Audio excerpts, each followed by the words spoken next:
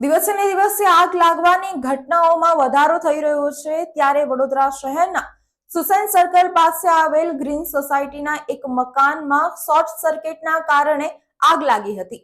Fire બ્રિગેડને ઘટનાની જાણ થતાની સાથે જ ફાયર બ્રિગેડ અને વીજ કંપનીના કર્મચારીઓ સ્થળ ઉપર દોડી આવ્યા હતા અને તેમને આગ પર કાબુ મેળવી લીધો હતો। ઘટનાની જાણ થતા પોલીસ પણ સ્થળ ઉપર દોડી આવી હતી। આગની ઘટનામાં સદનસીબે કોઈ જાનહાનિ થવા પામી નથી। વડોદરા શહેરના સુસેન સર્કલથી તરસાલી તરફ જતા ગ્રીન સોસાયટીના મકાનમાં શુક્રવારે રાત્રે શોર્ટ સર્કિટના કારણે આગ લાગી હતી। નજીવું નુકસાન થયું છે।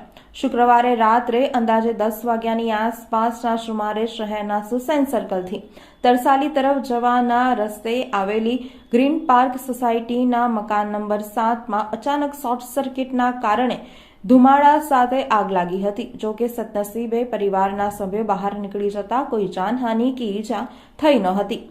બનાવની જાણ થતાં જ ફાયર બ્રિગેડની ટીમ ઘટના સ્થળ ઉપર દોડી આવી હતી। વીજ કંપનીની ટીમ સાથે અહીં આગ પર કાબુ મેળવવામાં આવ્યો હતો। બનાવને પગલે પોલીસ પણ ઘટના સ્થળ ઉપર આવી પહોંચી હતી। આગમાં ઘરનું વાયરિંગ તથા તેની આસપાસની ચીજોને નુકસાન થયું હતું। જો કે સદનસીબે કોઈ મોટું નુકસાન થવા પામ્યું ન હતું।